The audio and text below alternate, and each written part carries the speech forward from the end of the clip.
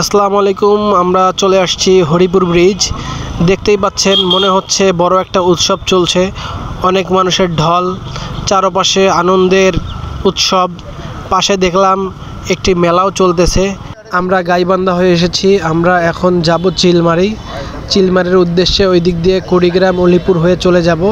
চারপাশে আমরা দেখতেছি ব্রিজ উদ্বোধন হওয়ার পর থেকে অনেক মানুষ দূর দূরান্ত থেকে দেখতে আসতেছে। আর আশেপাশে তো এখানে ডিজেও চলতেছে। আপনাদেরকে ডিজেটা চলুন দেখাচ্ছি।